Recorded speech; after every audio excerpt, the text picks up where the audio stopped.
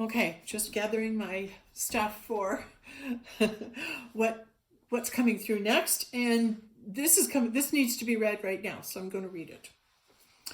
In ancient times, God was feminine, the goddess. She birthed all creation, all life, and everything was connected, and we were one big happy family. Okay, I am quoting this from James Gillard, who I just watched yesterday. Now I saw him being interviewed, and I was alerted to him. I didn't know about his energy too much, so yesterday his energy needed to be heard from by me. So he presented himself in a video, and I tuned in to watch his video, and it took me a while to observe him, but what a king he is. Like, there he is with the lion behind him, the Stargate, and he had his hair down. He looked like a lion's mane, like the lion in the Wizard of Oz, like that mane, like he had it all out. He was showing himself. He was not hiding that he's a god. He was not embarrassed. He was letting us see who he is, unequivocally letting us see who he is, because he knows who he is, because he's enlightened, he's self-enlightened. And he cares enough about all of us to show the real himself to you. It's whether can you see it or not. So there's other kings that are showing themselves right now, and I want to validate that for you, that I see you as a king. You let me see you. And then the wisdom that came through you validated it and backed it up for me. And this is what I heard, because it's helping our friend, okay? Acting outside the universe, when you're not in alignment with where you're supposed to be or what you're supposed to be doing, the law punishes the wicked. It's not good for you.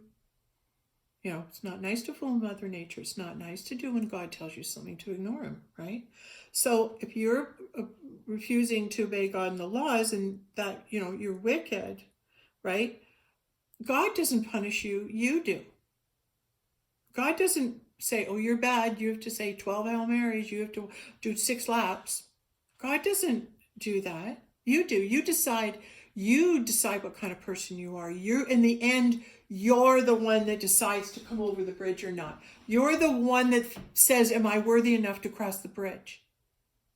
Well, we can't get the knight off the battleground unless he's feeling worthy enough, so we got to send him a lot of love. Okay, that came through. Let's just keep going here.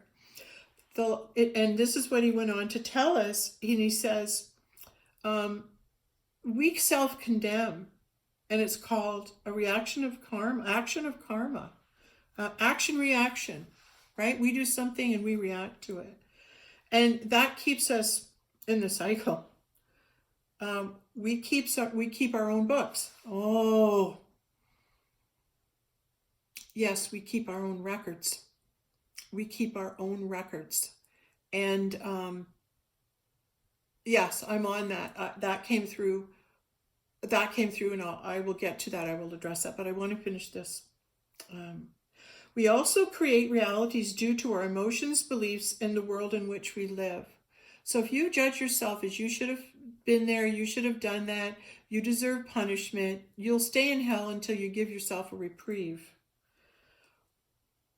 And how do we do that? We have to fix the wound. Coming up in the Wounded King. Hold on. We magnetize people and events to us according to our consciousness. So if our hero, our king, is on all the top spiritual interview shows and is diligently, continuously working, he's going to draw to him those upper echelon friends who have also are galactic ambassadors, friends that are also gods, demigods, right? And his friends are waking up faster than he is.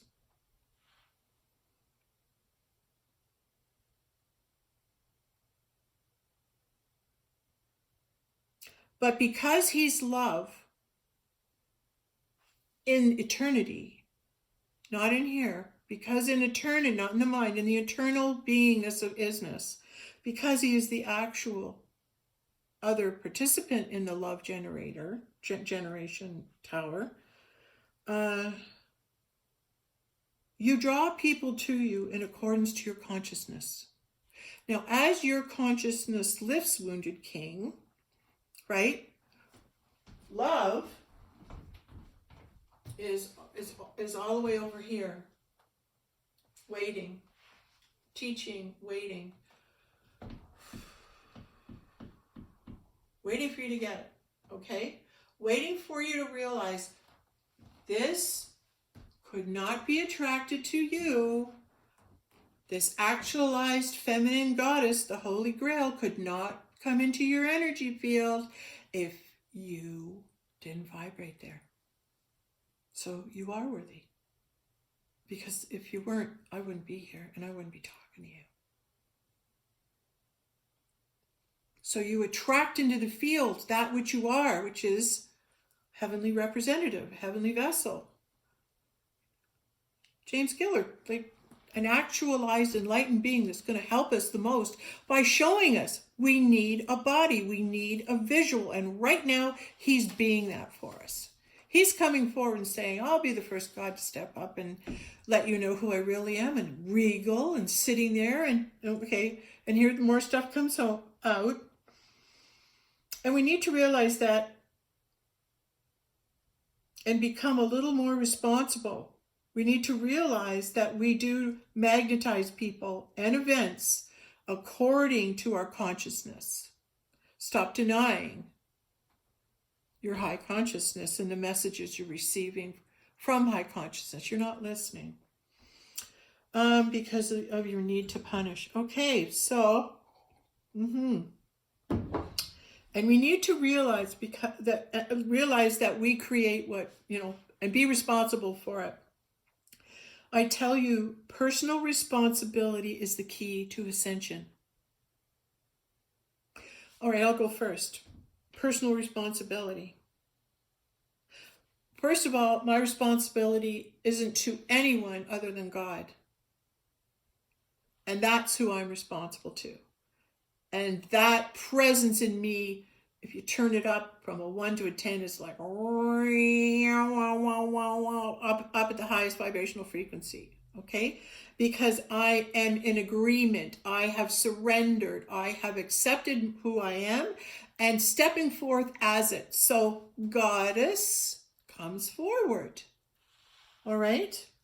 So this wound needs to be fixed. So you can see clearly. It's one of the, because no matter how many of these I make, no matter how many songs I send, this is you.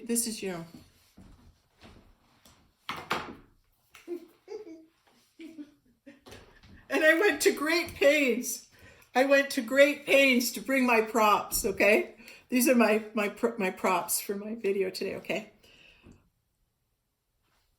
My mistake was I was thinking that the harder I tried, the more videos I did, the more I did this, the more I said, well, I love you, things are good, whatever. No matter what I did, you'd hear me.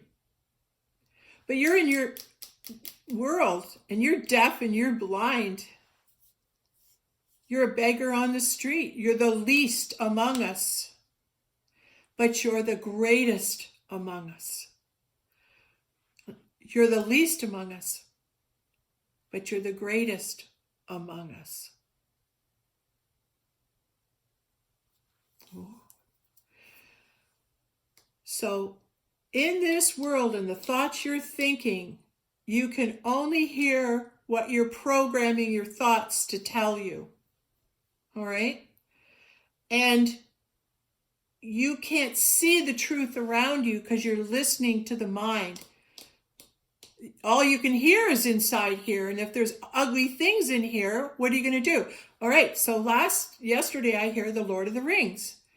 And because I'm on this wounded king pursuing what's going on, why is it taking so long to awaken? There must have been a problem. Let's run back and figure out what it is, fix it, and let's go. Okay. This is like, I'm gonna get it done.